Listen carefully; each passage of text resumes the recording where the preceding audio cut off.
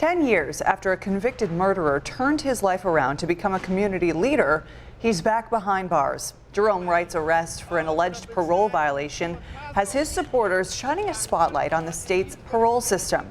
7 Eyewitness News reporter Madison Carter has the story tonight on the calls for justice. We are going to pray heaven down until he's released. Pastor James Giles, leader of Buffalo's Peacemakers, spoke at a rally held for 58-year-old Jerome Wright in Lafayette Square this week. Nearly 100 people gathered to question the reason that put Wright back behind bars after 10 years on parole. 10 years his supporters say he never had a single violation. Jerome is just one case out of many of how the system malfunctions. Wright was sentenced to 20 years to life when he was 18 years old for second-degree murder, manslaughter, robbery, and burglary. In 2009, he was released and made Buffalo his home.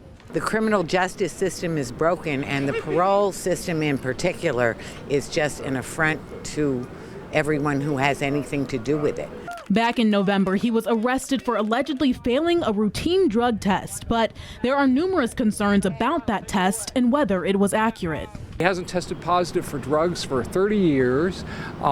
He hasn't had a single curfew violation, nothing, no. In the 10 years since he's been out of prison, he's become an award-winning activist, calling for changes to solitary confinement, a leader in his church, and a mentor with Buffalo Peacemakers. He's also the sole supporter for his family. He has a Down syndrome son, and his wife is largely disabled. He's the caretaker for them, and he's away in jail now. Ralliers called for change to the parole system, which they blame for unfairly jailing Wright before he's convicted of anything. Even if all these charges were true, it would be ridiculous that he's been in jail for almost 7 months now. Reach out to the parole board for comment. It is working to respond to our inquiries, but we haven't heard back just yet. Madison Carter, 7 Eyewitness News.